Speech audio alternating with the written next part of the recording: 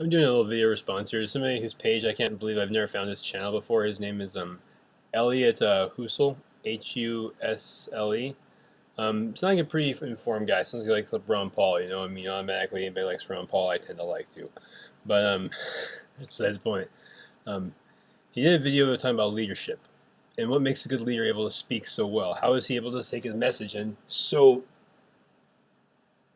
transfer it so well to other people, his message, and so they hear what he says and they listen. And it's he's got good points about conviction. Conviction is very important, and conviction is also what allows you to speak from the heart and say what you mean and say it well. I mean, whereas you look at somebody like Obama, who believes he's a socialist and he's a great speaker, but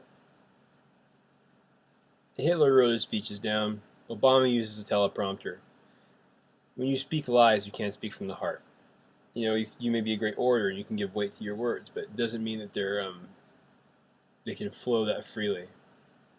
Hate never flows that freely, or not that eloquently, I should say. You have to mask it a little bit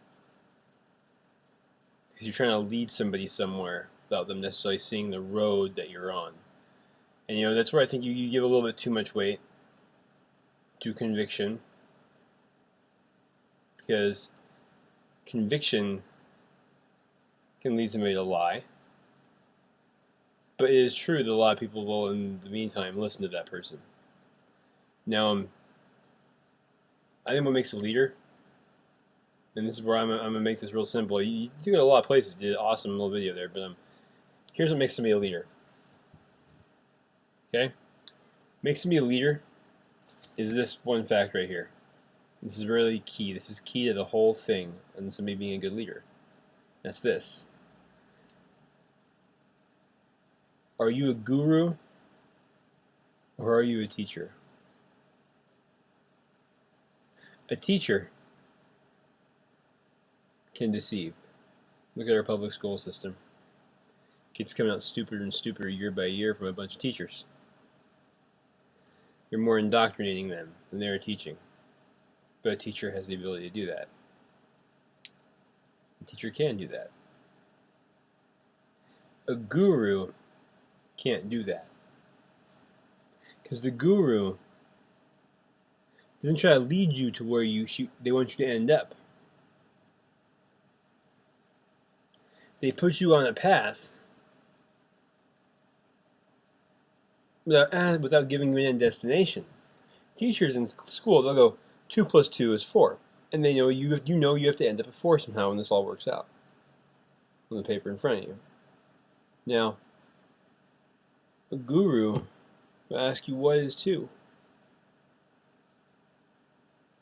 What are 2 2's?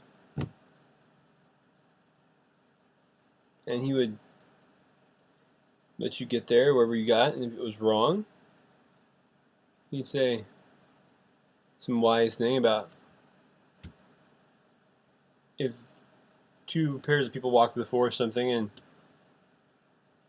where's that? If your answer was 5, where's the 5th one?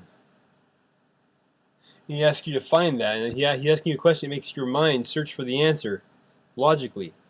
See, there may have been lots of great leaders. Obama, Mao Zedong, Pol Pot, Hitler, Stalin, Marx, all oppressors, all great orators though. Now here's the difference though, is that they said, yeah, this is what we need to believe as a people. They gave you the end result. A good leader. Ron Paul doesn't tell anybody what they should believe. Ron Paul asks you to look around him. And look around yourself. And what conclusion do you draw? Looking at the system, how broken it is. What do you think is the answer to this? He tells you what he thinks. But he doesn't paint it as this roadmap and give you this destination at the end. Because that's the thing about liberty, is we're all going to have slightly different definitions for liberty. There's certain things that are standard basics that are mandatories, but I mean, that's why I being a Christian, I don't think homosexuality is correct, but I would never force my heterosexualism on a gay guy. I would never deprive him of his right to be with another man, and his right to, like, visit them in the hospital, have benefits, or let them have or get a will together, inherit something, because that would be infringing on their freedom. And for me to try to change them through laws would be to put force on them and violate the whole non-aggression principle right there, right off the bat. And so that's the difference. And in that kind of case, it's like you say, well, the road to having what they want is homosexuals is like is freedom, and the road to what you want is freedom. And you both actually have end results. They're different paths are different, or different destinations are different, but they share the same path. And it's a natural progression of thought that it takes for you to get to both places. And it's the same path, really. That's the beauty of liberty and freedom. It's a universal language. It's how we'll win. It's how we will take this fight to them and take it to their doorstep and break the left in America and break our country back. But that's the key important part, because when you say it's like, well, it's all conviction. But when somebody believes a lie, conviction's worthless, if you ask me. I can punch holes in that conviction all day. Because that kind of conviction is blind conviction. It's conviction where they haven't analyzed all their beliefs, because beliefs like that always have incongruencies. They have things that are non sequitur with each other. They're two things that say the exact opposite in the real world. Like Republicans on drug laws and gun control. One item, the gun, the gun is neutral. The person's actions are bad. Now, on the other hand, you have drugs. They say, well, no, people are good if drugs weren't around. So drugs should be illegal because drugs make people do bad things.